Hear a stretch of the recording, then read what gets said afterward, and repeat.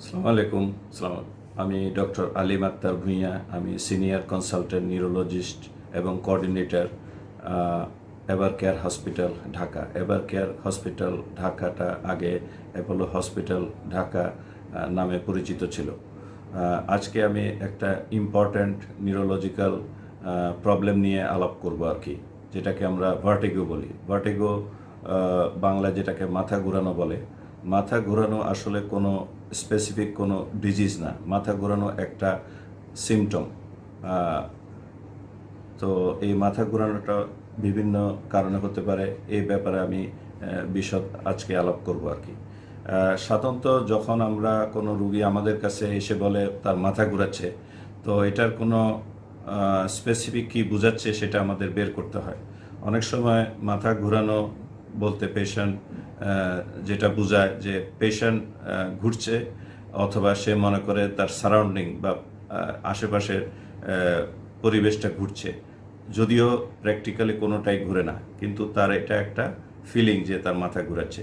এছাড়া অনেক সময় সে বলতে পারে তার মাথা ঝিমঝিম করছে, অথবা মাথায় চাপ চাপ লাগছে, এবং এটা সে মাথা ঘুরানো হিসেবে মনে করে। এছাড়া অনেক সময় দেখা যায় তার প্রিসিনকোপি, অর্থাৎ তার মাথা হালকা লাগে, তারপরে চোখে ঝাপসা লাগে, এর মধ্যে তার মনে হচ্ছে সে পড়ে যাবে, অজ্ঞান হয়ে যাবে, কিন্তু আসলে অজ্ঞান হয় না, সেটাকে আমরা প্রিসিনকোপি বলি, এবং পেশেন্ট এটাকে মাথা ঘোরানো হিসাবে বলতে পারে। অনেক সময় পেশেন্ট যেটা বোঝায় যে তার ব্যালেন্স সমস্যা হচ্ছে, সে ঠিকমতো হাঁটতে পারছে না, মাঝে মাঝে অফ হয়ে যাচ্ছে, সেটাকেও সে মাথা ঘোরানো হিসাবে বলতে পারে। তো এভাবেই বিভিন্নভাবে এই মাথা ঘোরানোটা পেশেন্ট এক্সপ্রেস করতে পারে।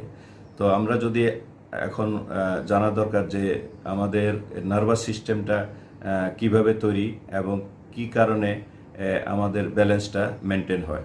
আমরা যদি ব্রেন সম্পর্কে বুঝি, brain is composed of billions of cell, এবং এই ব্রেন আমাদের চোখ, আমাদের হিয়ারিং অ্যাপারেটাস যেটা vestibulocochlear nerve, eight cranial nerve, সেটা মাধ্যমে আমাদের ব্যালেন্স অ্যান্ড ইকুইলিব্রিয়াম মেনটেন হয়, এবং দুই সাইডে আমাদের ভারসাম্য রক্ষা করে আমরা আমাদের নর্মালি মাথা ঘুরাই না। এভাবে ব্রেনের বিভিন্ন অংশ কাজ করে টু মেনটেন এ ব্যালেন্স। তার মধ্যে যেটা আমাদের কর্টেক্স আছে, এই সারা ব্রেন স্টেম আছে, যেটার brain stem, mid brain, ponds and medulla, এছাড়া সেরিবেলাম আছে। এই নার্ভাস সিস্টেমটা আবার বিভিন্ন নিউরন দিয়ে কানেক্টেড উইথ ইচ আদার। এভাবেই বিভিন্ন অংশগুলি কোঅর্ডিনেটেডভাবে কাজ করে, এবং এই জন্য আমাদের নর্মালি মাথা ঘোরে না। কোনো কারণে যদি এই কানেকশান বা nervous system, I, hearing apparatus, এগুলিতে যদি সমস্যা দেখা দেয়, তখনই আমাদের ব্যালেন্স অ্যান্ড ইকুইলিব্রিয়াম থাকে না, আমাদের মাথা ঘোরাতে পারে। তো আমাদের যে মাথা ঘোরানো, সেটা যে কোনো বয়সে হতে পারে, ইয়াংয়ে হতে পারে, বয়স্ক লোকদেরও হতে পারে, এবং কারণটা ভিন্ন ভিন্ন, এবং দেখা যায় এটা পুরুষ এবং মহিলা সবাইকে এফেক্ট করতে পারে, এবং এ রোগটা ইউনিভার্সাল, সারা দুনিয়া সব জায়গায় এটা হয়। এবং যেটা কারণের মধ্যে আমরা ব্রডলি দুই ভাগে ভাগ করি। একটা হলো পেরিফেরাল ভার্টিগো, আর একটা হলো সেন্ট্রাল ভার্টিগো। তো পেরিফেরাল ভার্টিগো যেটা, এটা ব্রেনের যে অংশগুলি আছে, ব্রেনের বিভিন্ন অংশ যেমন আমাদের ব্যালেন্স মেনটেন করে, সেটার সমস্যার জন্য পেরিফেরাল ভার্টিগো হয় না। সাধারণত যেটা আমাদের 8 ক্রেনিয়াল নার্ভ, সেটা 8 নম্বর ক্রেনিয়াল নার্ভ, সেটা ভেস্টিবুলার নিউক্লিয়াই থাকে ব্রেনের মধ্যে। তারপরে নার্ভটা শুরু হয়, এটা যখন ব্রেন থেকে বের হয় এবং কানে আস্তে আস্তে আসে, এই ধরনের বিভিন্ন সমস্যার জন্য পেরিফেরাল ভার্টিগো হয়। তো আর যেটা সেন্ট্রাল ভার্টিগো, সেটা ব্রেনের সমস্যার জন্য হয়। ব্রেনের মধ্যে যেমন যদি কর্টেক্স অথবা বেজাল গ্যাংলিয়া, অথবা আমাদের যে ব্রেন স্টেম আছে, অথবা সেরিবেলাম আছে, এইসবের কোনো কারণে যদি মাথা ঘুরায়, অথবা এই বিভিন্ন সিস্টেমের যে কানেকশানগুলি আছে, নিউরনাল কানেকশান, সেটার যদি কোনো প্রবলেম হয়, তখন সেটাকে আমরা সেন্ট্রাল ভার্টিগো বলে থাকি। সাধারণত পেরিফেরাল ভার্টিগোতে আমরা যদি নিউরো ইমেজিং করি, এমআরআই অথবা সিটি স্ক্যান, তাহলে আমরা কিছুই পাই না। তো এভাবেই আমাদের পেরিফেরাল ভার্টিগো বিভিন্ন কারণে হয়ে থাকে। তো পেরিফেরাল ভার্টিগো যদি কারণগুলি আমরা চিন্তা করি, প্রথমে যেটা আমরা দেখব যে পেরিফেরাল ভার্টিগোর মধ্যে মোস্ট কমন হলো বিপিপিভি, বিনাইন প্যারক্সিজমাল পজিশনাল ভার্টিগো। এই রোগটা সাধারণত বয়স্ক লোকদের হয় এবং এটা পজিশনাল, উঠতে বসতে হয়। যখন চুপচাপ থাকে তখন সেটা দেখা দেয় না। এটা সাধারণত শর্ট লাস্টিং, কয়েক সেকেন্ড থাকে এবং এটা বারবার হয়, রিকারেন্ট, এবং এটার কোনো স্পেসিফিক মেডিসিন নাই। এটা কোনো ট্রিটমেন্ট করলে সাধারণত ভালো হয় না। কিছু ম্যানুভার আছে, হল পাইক্স ম্যানুভার, এটা করে আমরা ডায়াগনোসিস করি এই রোগটা আছে কিনা।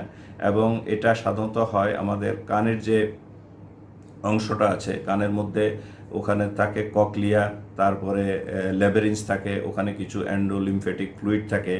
ওটার মধ্যে যদি কোনো ক্যালসিয়াম ডিপোজিশন হয় তখন ইমব্যালেন্স তৈরি হয় এবং এটার জন্য হয়ে থাকে। এই জন্য এটার ট্রিটমেন্টের মধ্যে একটা ইম্পর্টেন্ট হলো ভেস্টিবুলার এক্সারসাইজ, যেটা এ রোগে হেল্প করে। তারপরে হলো ভেস্টিবুলার নিউরোনাইটিস, এটা একটা রোগ, সেটা কম বয়সে ইয়াং লোকদের হয়। সেটাতে মাথা ঘুরায়, তখন কয়েক ঘন্টা থাকে, কয়েকদিনও থাকতে পারে। এর সাথে বমি ভাব হয় অথবা ভমিটিং হয়। সাধারণত এটার সাথে কানে শোষও করে না, কানে কম শুনে না, এবং এটা সাধারণত আস্তে আস্তে চলে যায়, কয়েকদিন পরে আস্তে আস্তে ঠিক হয়ে যায়, অথবা কয়েক সপ্তাহ থাকতে পারে। তো পেশেন্ট মাঝে মাঝে লাইট হেডেড ফিল করে, মাথা ঘুরায়, এবং কিছু মেডিসিন আছে ভেস্টিবুলার সিডেটিভ, সেটা দিলে আস্তে আস্তে প্রবলেমটা ঠিক হয়ে যায়। এছাড়া আরেকটা আছে লেবেরিনথাইটিস। লেবেরিনথাইটিসে হঠাৎ করে তার পেশেন্টের মাথা ঘুরায়। এছাড়া পেশেন্টের হিয়ারিং প্রবলেম হতে পারে অথবা টিনিটাস, কানে শোষও করতে পারে। সাধারণত এটা একদিকে হয়, রাইট সাইড ও লেফট সাইড।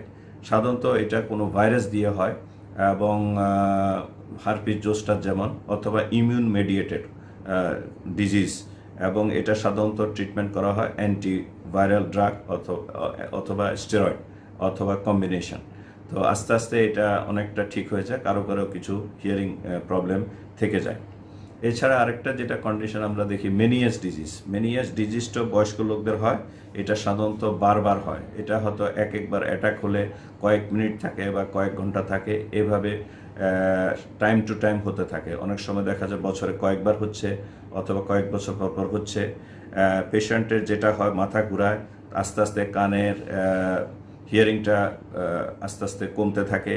এছাড়া তার কানে শোষও করে, অনেক সময় কানে ফুলনেস ইন দ্য ইয়ার, কানে ভারী ভারী লাগে, এবং এটা ট্রিটমেন্টের জন্য ভেস্টিবুলার সিডেটিভ দেওয়া হয়। এছাড়া বিটাস্টিডিন গ্রুপের একটা মেডিসিন আছে, ওইটা দেওয়া হয়। ডায়াবেটিক্স দেওয়া হয়, সিডেটিভ ড্রাগ দেওয়া হয়। কিছু কিছু ক্ষেত্রে অনেক সময় সার্জারিও করতে হতে পারে। তারপরে যেটা পেরিফেরাল ভার্টিগোর আরও বিভিন্ন কারণ আছে, তার মধ্যে যেটা আমরা অনেক সময় ড্রাগ থেকে হয়। কিছু কিছু ড্রাগ, যেমন হাই ব্লাড প্রেশারের কিছু মেডিসিন আছে, অ্যান্টি এপিলেপটিক ড্রাগ আছে, অরাল কন্ট্রাসেপটিভ পিল আছে, এগুলিও মাঝে মাঝে মাথা ঘোরানোর সৃষ্টি করতে পারে। অথবা কিছু ড্রাগ আছে যেগুলি ইয়ারকে এফেক্ট করে, অটোটক্সিসিটি বলি, যেমন অ্যামিনোগ্লাইকোসাইড, সেটার থেকেও মাথা ঘুরাইতে পারে। এছাড়া কারো কারো যদি অ্যালকোহল খায়, ড্রাগস অফ অ্যাবিউজ, অন্যান্য ড্রাগস অফ অ্যাবিউজ নেয়, তখনও মাথা ঘুরাতে পারে। এছাড়া আরেকটা কন্ডিশন যেমন ভেস্টিবুলার মাইগ্রেন। আমরা জানি মাইগ্রেন ইয়াং বয়সে হয়, ফিমেলদের বেশি হয়। বেশিরভাগ মাইগ্রেনেই মাথা ব্যথা করে। আবার 30% মাইগ্রেনের পেশেন্টদের মাথা ঘুরাতেও পারে, এটাকে ভেস্টিবুলার মাইগ্রেন বলি। তো এই মাইগ্রেনও পেশেন্টের যেগুলি নর্মাল ট্রিগার, আলো, শব্দ, রোদ, সাউন্ড, এগুলিতে মাথা ঘুরানোটা বেড়ে যায়। এই মাথা ঘুরানোর জন্যই মাইগ্রেনের প্রোফাইলেকটিক মেডিসিন ইউজ করা হয়, এবং যেগুলি ট্রিগার আছে এগুলি অ্যাভয়েড করতে হয়। আর এছাড়া লাস্ট নট দ্য লিস্ট একটা হলো সাইকোজেনিক ভার্টিগো, যেটা টেনশন, অ্যাংজাইটি, সাইকোলজিক্যাল প্রবলেম থেকে হয়। সেটাতে কন্টিনিউয়াস পেশেন্টের মাথা ঘুরাতে পারে।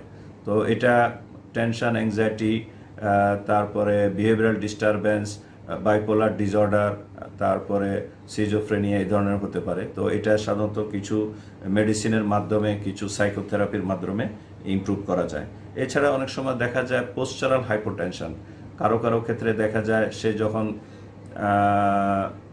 শুয়ে থাকে বা বসে থাকে, তার প্রেশার ঠিক থাকে, হঠাৎ করে দাঁড়ালো, তার প্রেশার ড্রপ করতে পারে, সিস্টোলিক অ্যান্ড ডায়াস্টোলিক। এটা বিভিন্ন রোগে হয় এবং কিছু মেডিসিনের জন্য হয়, তখন পেশেন্টের মাথা ঘোরাতে পারে। এরপরে আমি আসবো সেন্ট্রাল কজ অফ ভার্টিগো, যেটা আগে বলেছিলাম ব্রেনের বিভিন্ন অংশের প্রবলেমের জন্য হতে পারে। তার মধ্যে মোস্ট কমন যেটা আমরা ভাস্কুলার কারণ, এটা হলো স্ট্রোক। যেমন কারো যদি ইনফার্ক্ট হয় অথবা হ্যামোরেজ হয় ব্রেন স্টেম অথবা সেরিবেলামে, তখন মাথা ঘোরাতে পারে। আরেকটা আছে ভার্টিগো বেসিলার আর্টারি ইনসাফিসিয়েন্সি। এটা এক ধরনের ছোট স্ট্রোক বা টিআইএ, যেটা ব্রেনের পিছনের অংশকে এফেক্ট করে। এটা তো বিভিন্ন সিমটম দেখা দেয়, মাথা ঘোরানো, অনেক সময় ডাবল ভিশন দেখে, কথার জড়তা থাকতে পারে, তার ব্যালেন্স সমস্যা থাকতে পারে, গিলতে সমস্যা হতে পারে, ইত্যাদি সিমটম থাকে। এছাড়া ব্রেনের কিছু টিউমার আছে যেটার জন্য মাথা ঘোরাতে পারে। যেমন এই ব্রেন টিউমারগুলি সাধারণত ইয়াং বয়সে বা বাচ্চাদের হয় বেশি, যেমন মেডালোব্লাস্টোমা, অ্যাপেন্ডাইমোমা, অ্যাস্ট্রোসাইটোমা ইত্যাদি। আবার কিছু আছে অ্যাকুয়াস্টিক নিউরোমা, যেটা থেকেও একদিকে তার মাথা ঘোরাতে পারে, কানে শোষ করতে পারে, হিয়ারিং প্রবলেম করতে পারে। এছাড়া ব্রেনে যদি কোনো ইনফেকশন হয় সেটার জন্য মাথা ঘোরাতে পারে। যেমন যদি কারো টিবি হয়, কারো যদি অ্যাকিউট ইনফেকশাস সেরিবেলাইটিস, যেটা হার্পিস জোস্টারের জন্য হয়, সেটার জন্য তার মাথা ঘোরাতে পারে। এভাবে সেন্ট্রাল কজের মধ্যে বিভিন্ন রোগে মাথা ঘোরাতে পারে। এছাড়া যেমন আছে ডিমাইলেটিং ডিজিজ, মাল্টিপল স্ক্লেরোসিস, যে রোগটা ওয়েস্টার্ন কান্ট্রিতে বেশি হয়, আমাদের দেশে আমরা খুব কম দেখি, সেটা তো মাথা ঘোরানো হতে পারে। এছাড়া কিছু জন্মগত ত্রুটি যদি থাকে ব্রেনে, সেটার জন্য মাথা ঘোরাতে পারে। যেমন আর্নল্ড কিয়ারি মালফরমেশন, ড্যান্ডি ওয়াকার, প্লেটিবেসিয়া ইত্যাদি। এভাবেই বিভিন্ন কারণে আমাদের মাথা ঘোরাতে পারে। তো আমরা যখন ইতিহাস নিই, হিস্ট্রি নিই, তখন আমাদের ডিটেলস নিতে হবে মাথা ঘোরানোর ব্যাপারে। মাথা ব্যথা কখন শুরু হলো, এটা কতক্ষণ থাকে, এটা কি পজিশনাল কিনা, উঠতে বসতে হয় না শুয়ে থাকলেও হয়, সেটা আমাদের জিজ্ঞেস করতে হবে। এটা কি বারবার হয় না একবার হয়ে আবার ঠিক হয়ে গেলো, সেটা জানতে হবে। এছাড়া পেশেন্টের অন্যান্য কোনো সিমটম হচ্ছে কিনা, তার বমি ভাব হচ্ছে কিনা, বমি হচ্ছে কিনা, চোখে ঝাপসা দেখছে কিনা, কানে শোষও করছে কিনা বা কানে কম শুনে কিনা ইত্যাদি। এছাড়া তার ফোকাল কোনো ডেফিসিট হচ্ছে কিনা, কোনো সাইডে উইক লাগছে কিনা, দুর্বল লাগছে কিনা, সেন্সারি জ্বালা পোড়া ঝিঝি করছে কিনা, হাঁটার সমস্যা হচ্ছে কিনা ইত্যাদি আমাদের জিজ্ঞেস করতে হবে। এছাড়া কারো হাই ব্লাড প্রেশার, ডায়াবেটিস আছে কিনা, সেটাও জিজ্ঞেস করা দরকার। অথবা কোনো ড্রাগ নিচ্ছে কিনা যেটার জন্য তার এটা হচ্ছে, অথবা ড্রাগস অফ অ্যাবিউজ নিচ্ছে কিনা, smoking, alcohol or any other drugs of abuse. এভাবে আমরা বিভিন্ন হিস্ট্রি নিয়ে সব কিছুর মাধ্যমে আমরা একটা ধারণা করতে পারি যে এটা কেন হচ্ছে, ভার্টিগোটা কোন ধরনের, is it central vertigo, is it peripheral vertigo. কারণ আমরা যদি কারণটা না বের করতে পারি, we cannot do appropriate management or treatment. ইতিহাস নামার পরে আমাদের এক্সামিনেশন করতে হয়। এক্সামিনেশনটা আমরা নিউরোলজিক্যাল এক্সামিনেশন করি। তার মধ্যে মেন্টাল স্ট্যাটাস, ক্রেনিয়াল নার্ভ দেখি, তার মধ্যে আমরা আইয়ের মুভমেন্ট দেখি, আইয়ের ভিশন দেখি, কোনো নিস্ট্যাগমাস আছে কিনা দেখি, তারপরে ভিজুয়াল ফিল্ড চেক করি। এছাড়া আমরা অন্যান্য ক্রেনিয়াল নার্ভ দেখি, ফেশিয়াল নার্ভ দেখি, 8 ক্রেনিয়াল নার্ভ দেখি, তার গ্যাগ রিফ্লেক্স আছে কিনা, 9-10 নার্ভ দেখি, স্পেসিফিক্যালি আমরা এগুলি দেখি। এরপরে আমরা মোটর ফাংশন দেখি, সেন্সারি ফাংশন দেখি, কোঅর্ডিনেশন চেক করি, তার গেট ঠিক আছে কিনা। এছাড়া আমরা তার ক্যারোটিড কোনো ব্রুইট আছে কিনা সেটাও আমরা চেক করি। এরপর আমরা চোখটা এক্সামিন করতে হবে, চোখের মধ্যে তার কোনো নিস্ট্যাগমাস আছে কিনা, তার ভিজুয়াল ফিল্ড ঠিক আছে কিনা, তারপরে তার ভিশনের মাত্রা দেখতে হবে, এভাবে চেক করি। ইএনটি এক্সামিনেশন করতে হবে, ডিটেলস, কানে কোনো সমস্যা আছে কিনা, কানে পুজ যাচ্ছে কিনা, তার টিম্প্যানিক মেমব্রেন ইনট্যাক্ট আছে কিনা ইত্যাদি। এছাড়া আমরা হার্ট তো চেক করতে হবে। অনেক সময় স্পন্ডোলোসিসের জন্য অনেক সময় কিছু কিছু ঘোরানো সৃষ্টি হতে পারে। এভাবে আমরা সিস্টেমিক এক্সামিনেশনও করি। এর মাধ্যমে আমরা দেখি যে তার অন্য কোনো কারণে তার প্রবলেম হচ্ছে কিনা। এরপরে আমরা যেটা করি, আমরা হিস্ট্রি অ্যান্ড এক্সামিনেশনের পরে আমরা পরীক্ষা নিরীক্ষা করি। আমরা সিবিসি দেখি, সিবিসি দেখে আমরা দেখি পেশেন্টের কোনো রক্তশূন্যতা আছে কিনা যেটার থেকে তার মাথা ঘোরাতে পারে। ইএসআর করি, কোনো তার infectious cause, inflammatory cause, rheumatological cause আছে কিনা যেটার জন্য মাথা ঘোরাতে পারে। এছাড়া আমরা ইলেকট্রোলাইট চেক করি, সোডিয়াম পটাশিয়ামের ইমব্যালেন্সের জন্য হচ্ছে কিনা, লিভার ফাংশন, কিডনি ফাংশন দেখি ওটার সমস্যার জন্য মাথা ঘোরাচ্ছে কিনা। এছাড়া আমরা নিউরো ইমেজিং করি। নিউরো ইমেজিং বেস্ট হলো এমআরআই অফ দ্য ব্রেন করা। যদি এমআরআই অফ দ্য ব্রেন করা না যায় অথবা অ্যাভেলেবল না হয়, আমরা একটা বেসিক স্ক্রিনিংয়ের জন্য সিটি স্ক্যান করতে পারি। এর মাধ্যমে আমরা ব্রেনে কোনো স্ট্রাকচারাল প্রবলেম হলো কিনা, কোনো স্ট্রোক হলো কিনা, টিউমার হলো কিনা, কোনো ইনফেকশন হলো কিনা, সাবডুরাল হেমাটোমা হলো কিনা, অথবা কনজেনিটাল কোনো ব্রেনের সমস্যা আছে কিনা, জন্মগত ত্রুটি যেটার জন্য তার মাথা ঘুরাতে পারে, এটা আমরা দেখতে পারি। এবং এনপিএইচ, নর্মাল প্রেশার, হেড ইত্যাদি আমরা দেখতে পারি। এরপর আমরা ভাস্কুলার স্টাডি করি, ব্রেনের রগের ছবি নিতে হয়, সেটা আমরা ক্যারোটিড আল্ট্রাসাউন্ড করি নেককে দেখার জন্য, যেটা থেকে আমরা ক্যারোটিডস দেখি, ভার্টিব্রাল আর্টারি দেখি। আর ব্রেনের মধ্যে টেস্ট করতে হলে আমরা MRA of the brain, MRA of the নেক করি। এর মাধ্যমে কোনো ন্যারোয়িং আছে কিনা আর্টারির মধ্যে, স্টেনোসিস, অথবা তার ভাস্কুলার অ্যানোমালি আছে কিনা, যেমন এভিএম, অ্যানিউরিজম ইত্যাদি আমরা আছে কিনা এটা বুঝতে পারি। অনেক সময় আমরা সিটি অ্যাঞ্জিওগ্রাম করতে হতে পারে to find out weather there is any EVM or aneurysm. এছাড়া আমরা হিয়ারিং টেস্ট করি,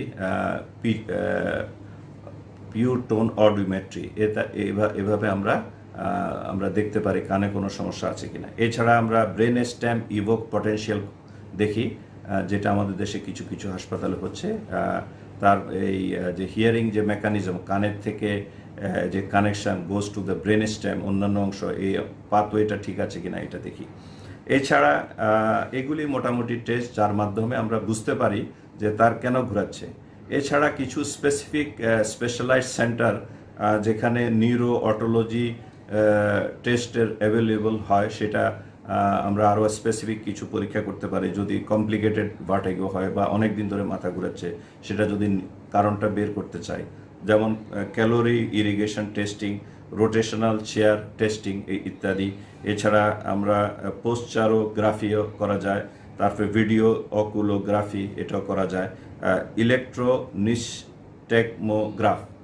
এই টেস্টের মাধ্যমে স্পেসিফিক কিছু বড় সেন্টারে, তাহলে আমরা যদি কোনো মাথা ঘোরানো যদি না কমে, অনেক দিন থাকে এবং কারণটা এক্স্যাক্টলি বের করা যাচ্ছে না, all the other investigation has been unrevealing or normal, তখন আরও যদি তার ভার্টিগো হয়, এসব পরীক্ষা কিছু স্পেশালাইজ সেন্টারে করা যায়। এই টেস্টগুলি আমাদের দেশে খুব একটা হয় না, অ্যাভেলেবল না, উন্নত বিশ্বে এগুলি হয়। এরপরে যেটা আমাদের ম্যানেজমেন্ট পার্ট, ম্যানেজমেন্ট মানে চিকিৎসা কীভাবে দিব। সাধারণত ভার্টিগো যেটা মোস্টলি যে পেরিফেরাল ভার্টিগো, এগুলি হলো বিনাইন, মানে সিরিয়াস কোনো সমস্যা না, যদিও এটা থেকে পেশেন্ট মানে সাফার করতে পারে। সাধারণত আমরা যদি পেরিফেরাল ভার্টিগো পেশেন্ট অত সিক না, আমরা আউট পেশেন্ট ডিপার্টমেন্টে আমরা ডায়াগনোসিস করে চিকিৎসা করি। এটার জন্য কিছু ভেস্টিবুলার সিডেটিভ ড্রাগ আছে, যেমন সিনারেজিন গ্রুপ অফ ড্রাগ, অথবা ম্যাকলিজিন, অথবা ক্লোরোপ্যারাজিন ইত্যাদি মেডিসিন ইউজ করা হয়। এবং এই মেডিসিনগুলি কয়েকদিনের বেশি ইউজ করা ঠিক না, 5 থেকে 7 দিন 8 দিনের বেশি ইউজ করা ঠিক না। কোনো মেডিসিন যদি এ ধরনের মেডিসিন অনেক দিন ধরে ইউজ করা হয়, তখন দেখা যায় এই ভার্টিগোটা উল্টা ফিরে আসে। এজন্য এই মেডিসিনগুলি should not be used beyond few days. এছাড়া মেনিয়াস ডিজিজ যাদের হয়, তাদের জন্য বিটা হিস্টিডিন মেডিসিন আমরা ইউজ করি। এছাড়া লো সল্ট ডায়েট ইউজ করি, ডায়াবেটিক্স ইউজ করি, কিছু কিছু ক্ষেত্রে সার্জিক্যাল ম্যানেজমেন্টও লাগে মেনিয়াস ডিজিজে। স্পেসিফিক কিছু বড় বড় সেন্টারে এই অপারেশন হয়, অথবা কেমিক্যাল ল্যাবেরিনথেক্টমি করা হয় ইত্যাদি। যাদের বিপিভি, বিনাইন প্যারক্সিমাল পজিশনাল ভার্টিগো থাকে, এটার কোনো স্পেসিফিক কোনো মেডিসিন নেই। পেশেন্টকে বলতে হবে সে উঠা বসা খুব স্লোলি করবে, আস্তে আস্তে করবে, হঠাৎ কিছুই করবে না।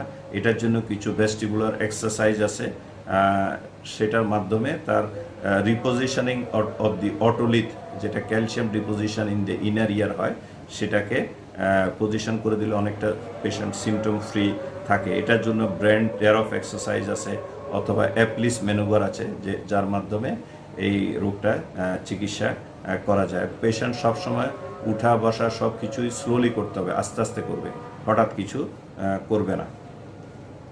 এছাড়া যেটা ভেস্টিবুলার মাইগ্রেন, যেটা এক ধরনের মাইগ্রেন, সেটা তো সাধারণত মাইগ্রেনের রোগীদের যেসব ট্রিগার আছে, আলো, শব্দ, রোদ, সাউন্ড, কিছু খাওয়ার রেস্ট্রিকশান, সেগুলি ভেস্টিবুলার মাইগ্রেনের পেশেন্টরাও অ্যাভয়েড করা উচিত। এছাড়া কিছু প্রোফাইলেকটিক মেডিসিন ইউজ করা হয় মাইগ্রেনে, সেটা এই রোগে ভেস্টিবুলার মাইগ্রেনে ব্যবহার করা যায়। এছাড়া যাদের সাইকোজেনিক ভার্টিগো আছে, যেটা ডিপ্রেশন, অ্যাংজাইটি, বাইপোলার, সিজোফ্রেনিয়া অথবা বিহেভিয়ার ডিস্টারবেন্স যেসব পেশেন্ট আছে তাদের হতে পারে, এটা ক্রনিক ভার্টিগো, সবসময় তার মাথা ঘুরায়। সেটার জন্য কিছু ভেস্টিবুলার সিডেটিভ দিলে এটা উপকার হয় না। তাদের জন্য কিছু antidepressant drug, neuroleptic drug use করা যায়। এছাড়া বিহেভিয়ারাল থেরাপি করলে অনেকটা ইমপ্রুভ হয়। এছাড়া কিছু পেশেন্ট আছে যাদের ভার্টিগোটা খুব বেশি মাথা ঘুরাচ্ছে, তার ব্যালেন্স নাই, বসতে পারছে না, তার বমি হচ্ছে বা বমি ভাব হচ্ছে, অথবা তার ফোকাল নিউরোলজিক্যাল ডেফিসিট, কোনো একটা অংশ সে দুর্বল ফিল করে, উইক হয়ে গেছে, হাঁটতে পারছে না, ইউরিন কন্ট্রোল নাই, গিলতে পারছে না, এই ধরনের কন্ডিশনে তখন এই ধরনের পেশেন্টকে হাসপাতালে ভর্তি করতে হয়। তো এই ধরনের ভর্তি করে তারপর তাকে আইভি ফ্লুইড দিতে হয়। তারপরে কিছু মেডিসিন আছে যেটা প্যারেন্টাল ফর্মে দিতে হয়, দিলে অনেকটা ঘুরানোটা আস্তে আস্তে কমে আসে। এছাড়া আমি আগে বলেছি পেরিফেরাল ভার্টিগো যেগুলি বললাম সেটার চিকিৎসা। এছাড়া সেন্ট্রাল ভার্টিগো যেগুলি, সেগুলির চিকিৎসাটা নির্ভর করছে কী কারণে তার ভার্টিগোটা হচ্ছে।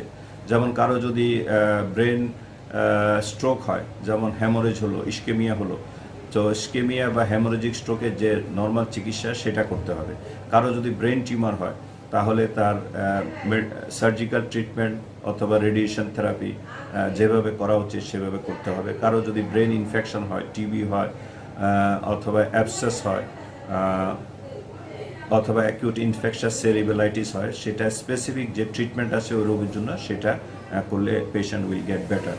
এছাড়া কারো যদি মাল্টিপল স্ক্লেরোসিস হয়, সেটা মাল্টিপল স্ক্লেরোসিস বিভিন্ন চিকিৎসা আছে, even acute exacerbation of multiple sclerosis, সেটার চিকিৎসা করলে পেশেন্ট অনেকটা উপকার পাবে।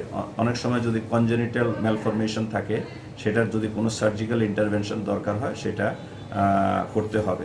আর যদি বলা হয় যে এটা সার্জারি দরকার নাই, just conservative management, and patient has to live with this problem. তো এখন যেটা আছে প্রগনোসিসটা হলো যে পেশেন্টের আউটকাম কি হবে, এ রোগ নিয়ে কি ভবিষ্যতে কি হবে সেটা জানতে হলে আমাদের বুঝতে হবে যে peripheral vertigo, these are all mostly benign. এটা কোনো সিরিয়াস কোনো রোগ না। মাথা ঘুরায়, তার সাথে হয়তো অন্যান্য সিমটম থাকতে পারে, কিন্তু এগুলি বিনাইন এবং আস্তে আস্তে ঠিক হয়ে যায়। কিছু ভার্টিগো আছে, পেরিফেরাল ভার্টিগো, রিকারেন্ট, মানে বারবার হয়, যেমন বিপিপিভি, বিনাইন প্যারক্সিজমাল পজিশনাল ভার্টিগো, যেটা বয়স্ক লোকদের হয়, সেটা মেনিয়াস ডিজিজ, এটা আসতে পারে, অথবা ভেস্টিবুলার মাইগ্রেন যেটা, অথবা সাইকোজেনিক ভার্টিগো, এটা তো সবসময় থাকে। এছাড়া পোস্টারাল ড্রপ, যাদের হঠাৎ ব্লাড প্রেশার কমে যায় বিভিন্ন কারণটা বের করে ওইটার অ্যাপ্রোপ্রিয়েট চিকিৎসা করতে হবে। তো কিছু ভার্টিগো আছে যেটা বারবার হয়, আবার কিছু আছে একবার হয়, যেমন ভেস্টিবুলার নিউরোনাইটিস অথবা লেবেরিনথাইটিস, সেগুলি একবার হয়, সাধারণত আস্তে আস্তে ইমপ্রুভ করে যায়। যেমন লেবেরিনথাইটিসে অনেক সময় কিছু কানের সমস্যা থেকে যেতে পারে ইন দ্য লং রান। এভাবেই যদি অন্য সেন্ট্রাল কজ দেখি, যেমন স্ট্রোক অথবা টিউমার অথবা ইনফেকশন, সেই রোগের আউটকামগুলি নির্ভর করছে কী কারণে তার কী রোগের থেকে তার ভার্টিগো হচ্ছে। এভাবেই আমরা ভার্টিগোর যে আউটকাম সেটা নির্ভর করছে তার রোগের উপরে। এছাড়া আমরা পেশেন্টের যখন অ্যাকিউট অ্যাটাক হয় তার কি করা উচিত, হঠাৎ করে অ্যাটাক হলো, ভার্টিগো হচ্ছে, কী করা উচিত, তখন সে চুপচাপ বসে থাকবে বা শুয়ে থাকবে, রেস্ট নিবে, সে নড়াচড়া বেশি করতে পারবে না।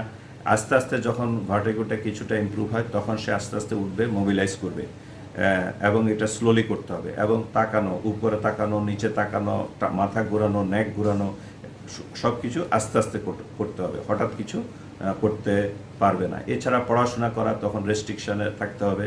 এছাড়া তার ব্রাইট লাইট, আলো টালো, শব্দ, এগুলি অ্যাভয়েড করে চলাটাই বেটার। এছাড়া যখন মাথা ঘোরানোটা অনেকটা সেটেল করে যায় তখন ভেস্টিবুলার এক্সারসাইজ আছে, সেই এক্সারসাইজগুলি করতে হবে। এছাড়া তার লো সল্ট ডায়েট খেতে হবে, লবণ এক্সট্রা সল্ট খেতে পারবে না খাওয়ার সাথে, এটাও ভেরি ভেরি ইম্পর্টেন্ট। এছাড়া